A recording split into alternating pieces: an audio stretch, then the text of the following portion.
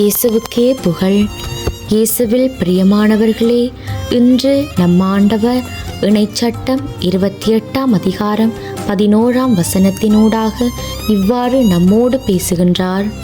உனக்கு கொடுப்பதாக உன் மூதாதையருக்கு ஆண்டவர் ஆணையிட்டு கூறிய நாட்டில் உன் கருவின் கனி, உன் கால்நடைகளின் ஈற்றுக்கள், உன் நிலத்தின் பயன்கள் ஆகியவற்றின் நலன்களால் நீ நிறைவு பெறும்படி ஆண்டவர் அருள்வார். ஆம் பிரியமானவர்களே, நமக்கு பரிபூரண நன்மை உண்டாகச் செய்வேன் என்று ஆண்டவர் நம்மை பார்த்து கூறுகிறார். நாம் அவரிடம் கேட்பதற்கு முன்னமே நம்மை நன்மைகளால் நிறைவு செய்வார் என்று நமக்கு கூறியிருக்கிறார். அன்று ஆபிரகாமுக்கு 3 வாக்குறுதிகளை ஆண்டவர் கொடுத்தார்.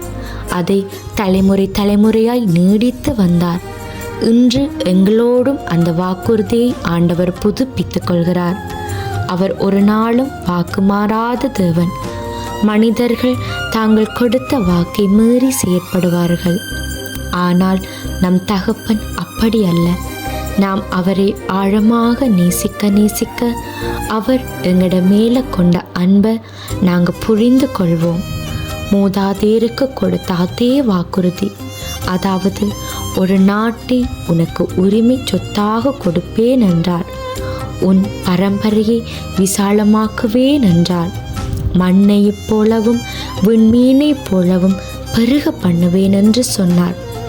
உன் பேரை பெருமைப்படுத்துவேன் என்று நம் ஆண்டவர் கூறியிருக்கிறார். ஆண்டவருடைய வாக்குறுதி உங்களில் நிலைத்திருக்கணுமா? அதற்காக நீங்கள் செய்ய வேண்டியது அவருடைய வார்த்தையை அன்றாடம் வாசித்து தியானித்து அதன்படி வாழணும். பிறரையும் அவருடைய வார்த்தையின்படி வாழ வைக்கணும். விசுவசிக்கிறீங்களா? முழு மனதோடு ஆமேன் சொல்லுங்க.